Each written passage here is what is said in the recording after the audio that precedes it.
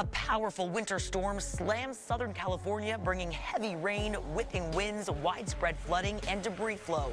It is Christmas in California, but across large parts of the state, the holiday has been replaced by a very different reality. Entire neighborhoods are disappearing beneath fast-moving brown floodwater. Streets that were decorated just days ago are now rivers. Families are stranded. Cars are abandoned where the water rose too quickly for drivers to escape. Storm drains are overwhelmed, unable to handle what is pouring down from the sky. This danger is not isolated to one city or one county. It is unfolding everywhere at once. This is not an ordinary winter storm. It is the most powerful atmospheric river to strike California in years, slamming into the state with little relief between waves. Power outages have already surged past 10,000, and forecasters warn the true peak may still be 24 to 72 hours away. The question now is not what happened, but how fast things can get worse. Chapter 1: Rescues, Darkness, and Collapse.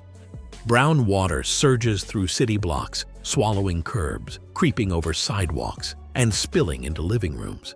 In neighborhoods like Eagle Rock along Colorado Boulevard, cars sit half-submerged where drivers were forced to abandon them. Engines are drowned. Alarms are silenced by the constant roar of rain. Holiday decorations float past storm drains clogged with leaves, branches, and debris. Neighbors wade through knee-deep water carrying pets, bags, and whatever belongings they could grab in seconds. In Los Angeles and San Bernardino counties, rescue crews go door to door, guiding families out of flooded homes. Firefighters in bright gear pull children through windows and help elderly residents cross makeshift bridges built from trash bins, boards, and anything sturdy enough to hold weight. Emergency calls spike as the storm refuses to let up.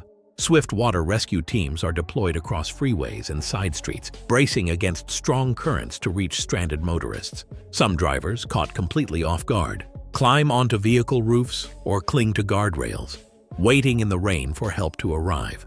In Northern California, the first wave has already shown how deadly this storm can be. In Redding, more than 6 inches of rain fell in just 2 days.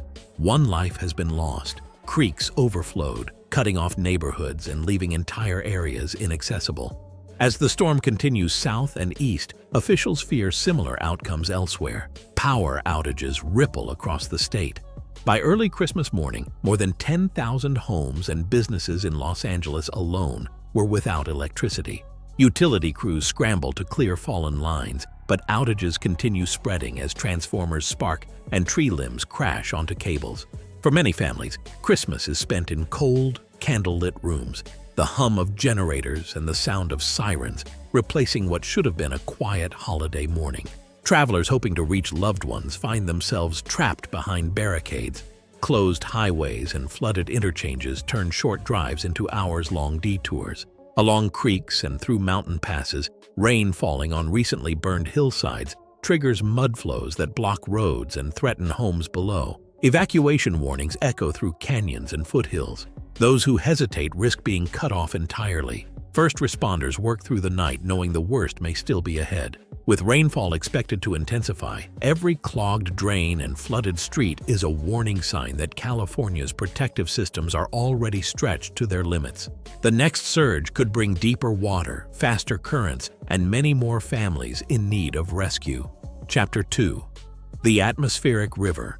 High above the Pacific Ocean, the source of this disaster remains invisible to those on the ground. A massive river of moisture stretches thousands of miles from the subtropics toward California. Meteorologists call it an atmospheric river, but there is nothing abstract about its impact. The National Weather Service compares it to a fire hose in the sky, blasting the West Coast with a continuous stream of water. This is not a brief burst of rain. It is a sustained plume hundreds of miles wide, carrying more moisture than dozens of major rivers combined. Satellite imagery shows a bright, continuous band of water vapor arcing from near Hawaii straight into Southern California. Forecasters tracking integrated water vapor transport say this is the strongest atmospheric river to reach the region in nearly 2 years. The so-called Pineapple Express is locked in place, feeding relentless rain into areas already flooded and dark. And this is only the beginning. Chapter 3: Saturated Ground, Rising Danger. The first wave has soaked the landscape. Rivers are high, soil is saturated. But instead of easing, a second surge of moisture is arriving with no time for recovery. Each hour, more water is delivered, pushing rainfall totals far beyond normal December levels. In valleys and foothills, 4 to 6 inches of rain are expected in just a few days. In mountain regions, totals could exceed 10 inches. Many areas have already experienced extreme rainfall over short periods, turning familiar roads and low-lying streets into hazards within minutes of water rising. Meteorologists warn that back-to-back atmospheric rivers create one of the most dangerous setups California can face. The ground is saturated, drainage systems are strained, every new drop of rain runs off instead of soaking in. This is why the next 24 to 72 hours are so critical. Even moderate rainfall can now trigger rapid flooding, mudslides, and debris flows. Low-lying streets, underpasses, canyon roads, and small rivers are especially vulnerable. Burned scar hillsides can turn heavy rain into fast-moving debris flows with little warning. Flooding and mud flows can develop in minutes, leaving almost no time to react. Highways, interchanges, and mountain routes are under pressure from flooding, snow, and wind. Closures and delays can escalate rapidly once conditions deteriorate. This storm is testing California's infrastructure statewide, all at the same time. Officials urge residents to pay close attention to alerts and take flood watches and flood warnings seriously. When authorities say move to higher ground, move immediately. Conditions may continue to worsen before they improve. Chapter 4. The Critical Window. Soil across California is now behaving less like a sponge and more like a sheet of glass. Hydrologists explain it simply. When the first storm hits, the ground can absorb some water. But after hours of relentless rain, every pore is filled. At that point, additional rain has nowhere to go. Water runs straight off hillsides, streets, and rooftops, pooling and rushing downhill. On river flow charts, the difference is dramatic. Dry ground creates a gradual rise. Saturated ground causes sharp spikes as runoff accelerates instead of soaking in. That is why creeks and rivers are now rising in minutes rather than hours. Certain landscapes amplify this danger. Canyon roads funnel water into narrow channels where it speeds up and deepens rapidly. Burn scars from recent wildfires are even more hazardous.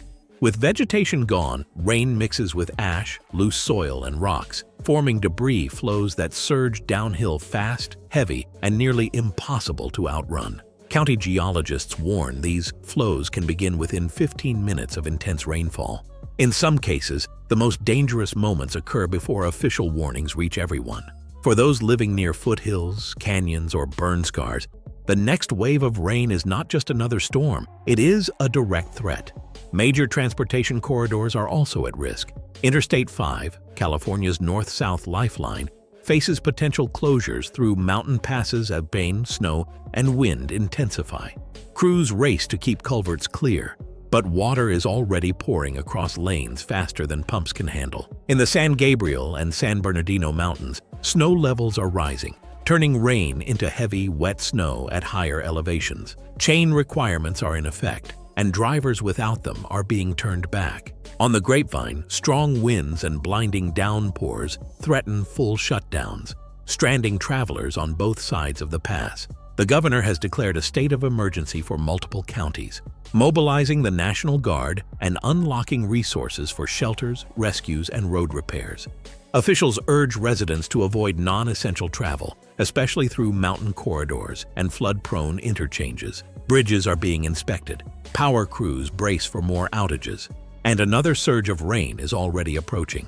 Understanding official alerts is critical. A flood watch means flooding is possible. This is the time to prepare, plan routes, and gather essentials. A flood warning means flooding is happening or imminent. Move to higher ground immediately and follow evacuation orders without delay. Alerts are being issued through weather services, emergency apps, and local radio, but conditions can change within minutes.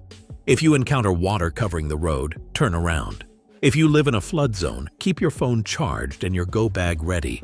The next 24 to 48 hours will test every system in place. This is a critical window. Decisions made now can be the difference between safety and disaster. California's infrastructure is being pushed to new limits as storms grow more extreme. The next 72 hours will test not just roads and rivers, but how quickly communities can adapt. In an era of record-breaking weather, preparation is no longer optional. It is survival. Stay alert. The most dangerous phase may still be ahead, and the storm's next move could shape tomorrow.